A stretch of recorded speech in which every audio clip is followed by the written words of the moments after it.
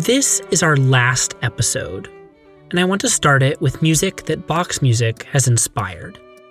The ideas of Bach are so intrinsically powerful that they can generate so many other ideas. That's Nicholas Kitchen, a violinist in the Borromeo String Quartet. I should just quote C.P. Bach. He has this wonderful statement in the treatise where he says, in our family, anything of musical value was used in as many ways as possible. And so I just see it as very much in harmony with what Bach is doing, that people are pushing the boundaries of where it might be valuable and where it might be beautiful. Kitchen transcribed the whole of the Goldberg Variations for his string quartet to play. I had the privilege of sitting and listening to them practice one day at the New England Conservatory. I want to show you a little bit of what I heard. Recall Variation 28. This is Hie-Yon Choi. While it's still fresh in your head, I want to share Kitchen's arrangement of Variation 28 for string quartet. It's about a minute long. Here it is.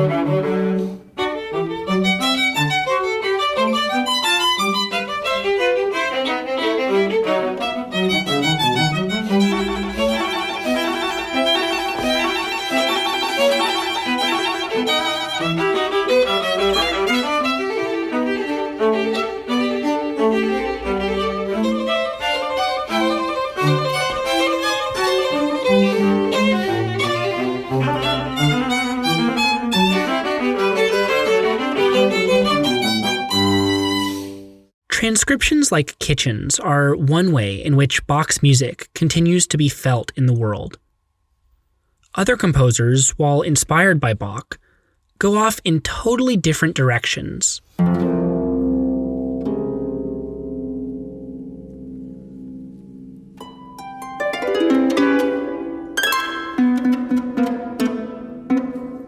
João Luiz is a Brazilian guitarist and composer, as well as a professor of music in New York. The Goldberg Variations, and Bach's music more generally, inspire him in his writing and playing. Specifically, Luiz admires Bach's use of counterpoint, with which he draws parallels to the music of his own country, Brazil. I'm Brazilian, and in Brazil, so people tend to think and even say that, our music is very harmonic, it's very melodic.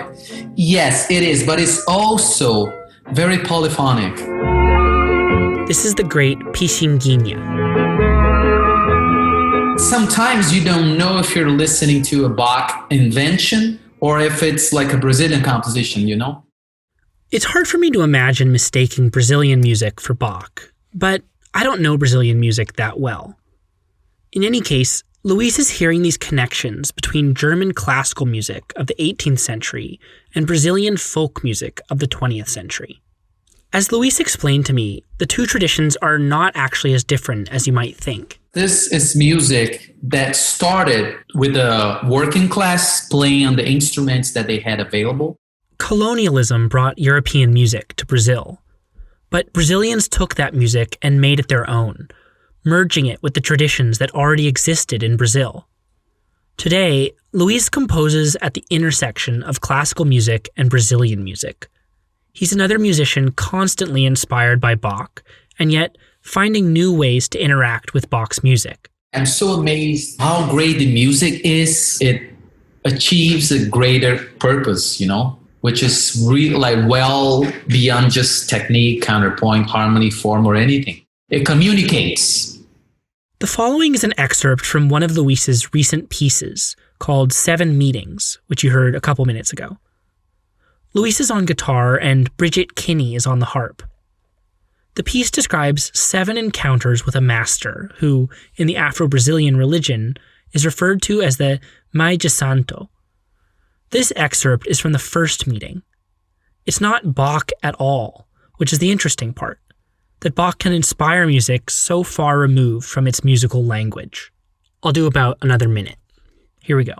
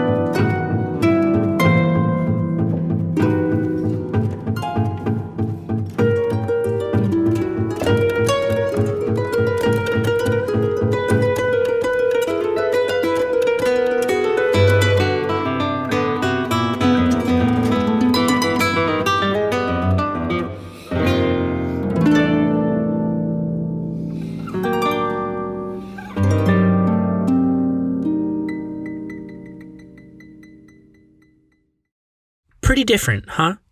And yet, Luiz is a huge fan of the Goldbergs. The title that Bach gave his piece was not the Goldberg Variations.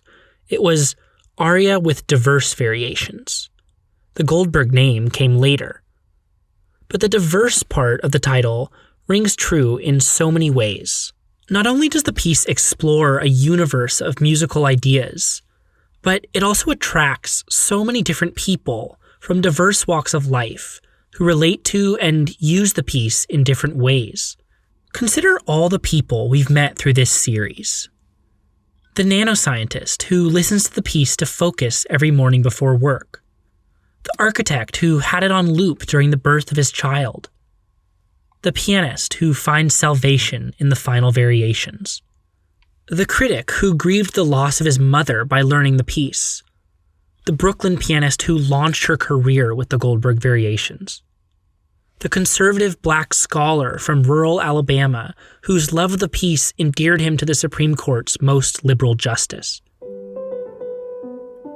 It's perhaps the music that travels the best. Whether I was playing it in Colombia or South America, or in South Africa, in Pretoria, or in Japan, or in Seoul, it was something that moved people enormously and that people could respond to. That's pianist Angela Hewitt. This year marks the end of a 4-year project in which she has performed all of Bach's keyboard works over the course of 12 recitals around the world. I'm still spending enormous amounts of time with his music, but it's, there isn't 1 minute that isn't worthwhile. Ken Kocienda, the Apple engineer, feels similarly. What do I want to do with my time? Spending time with the music of Johann Sebastian Bach seems to be, it seems like a pretty good choice. And I talked about attempting to do creative work, with full knowledge that failure is often an option, and having attempted many creative projects in my life and having varying degrees of success with them, I can really appreciate how good something like the Goldberg Variations is as a finished work. I mean, thinking about it that, there was a time when he had 17 of the variations written and the others not yet written. There was a moment where that was true, right? And to think that then he could go from there and every point before that and then every point after that and complete this thing and to bring it to a level of finish that he did is extraordinary to me.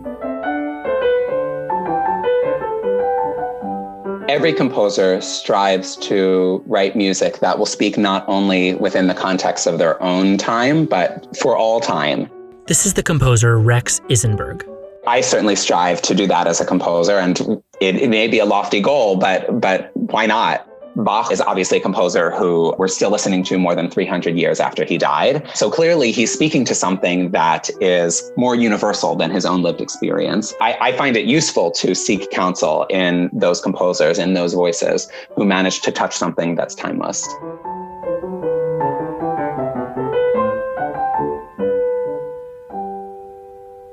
We've tried to explore why Bach's music affects people the way it does.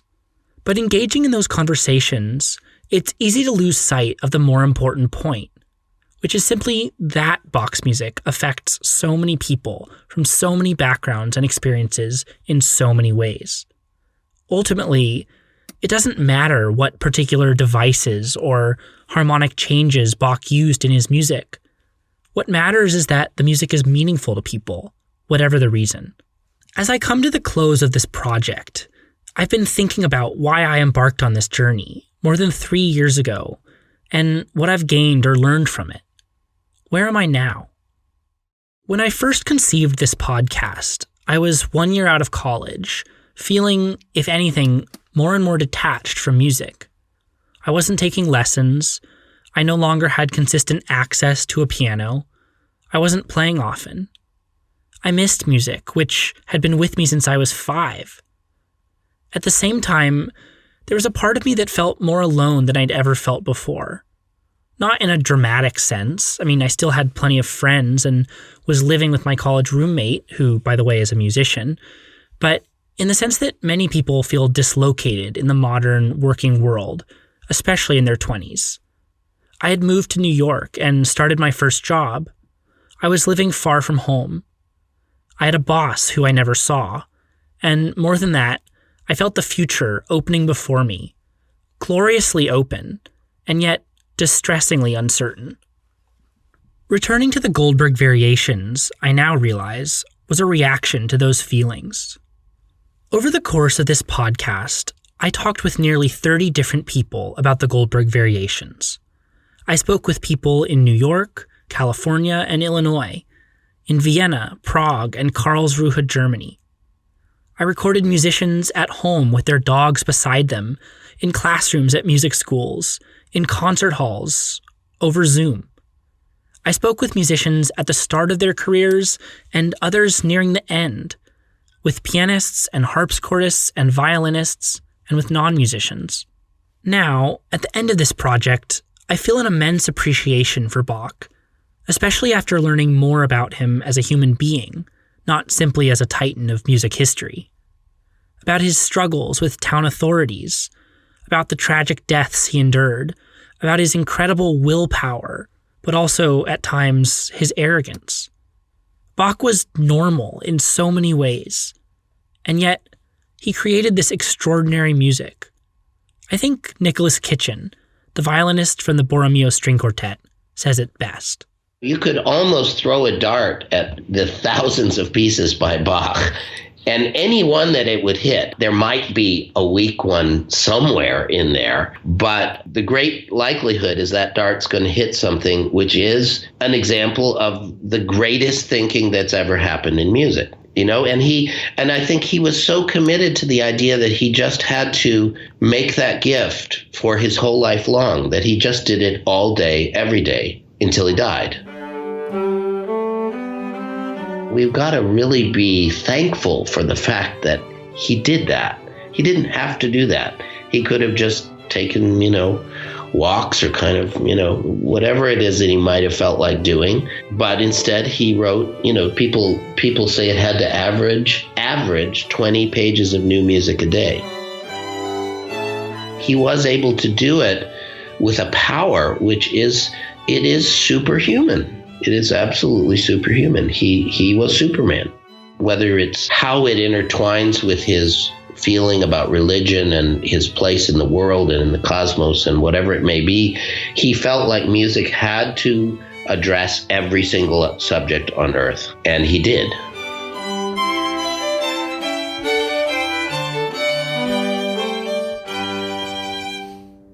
For music that doesn't even always have words, it's amazing how Bach's music can move us in so many ways.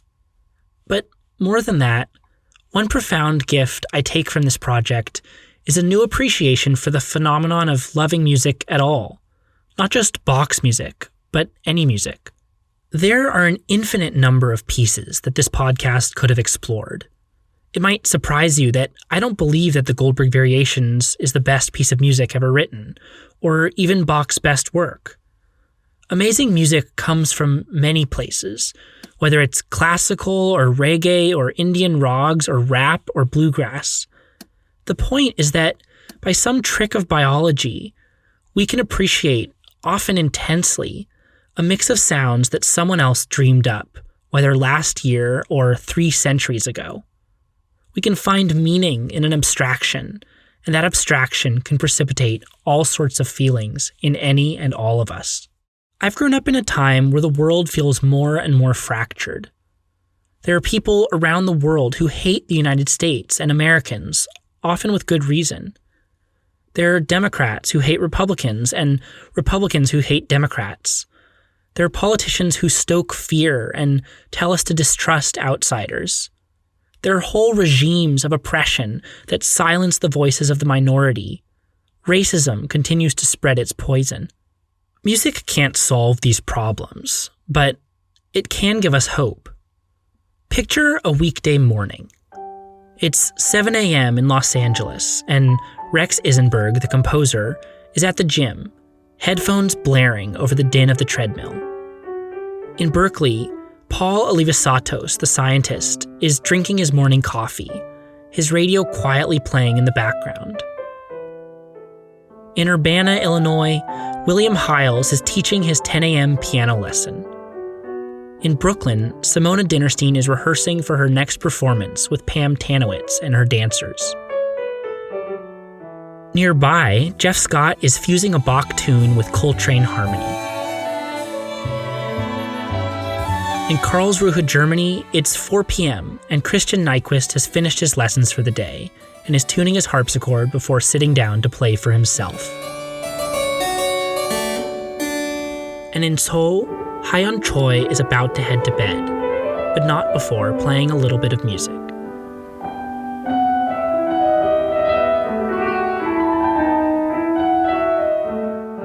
And for all of them, that music is the Goldberg Variations.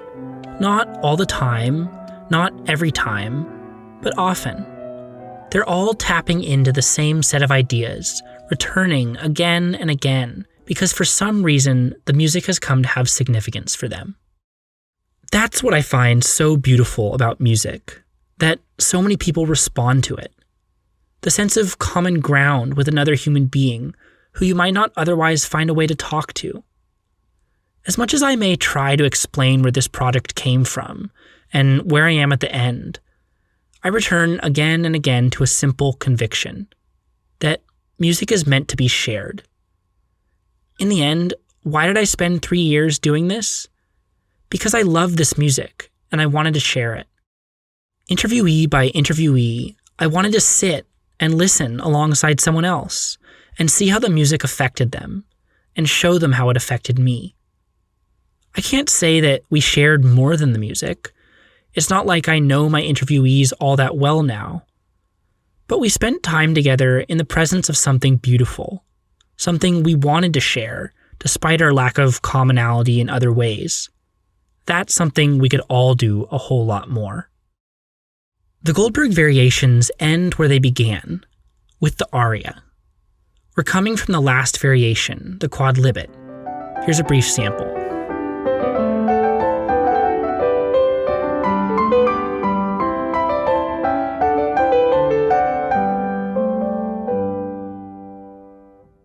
That moment there, after the quadlibet is finished and before you hit the first note of the theme, that is a very special moment. And I think in a good performance, you should have everybody just holding their breath there. And then this theme that comes completely really transformed because we've had such a great voyage before and really completes the full circle. You start with this aria that's so simple and so beautiful. And then by the time you get to the end, it's gone through so many translations and it appears in so many different ways. It feels as if you've seen everything that could possibly be done with this. You've come back to the aria, so it feels like you've completed everything that can possibly be completed and started from something very simple. Then I imagine closing my eyes, closing everyone's eyes, and then they look back their life. Let's leave it there. Close your eyes. Here's the final aria. Thanks for listening.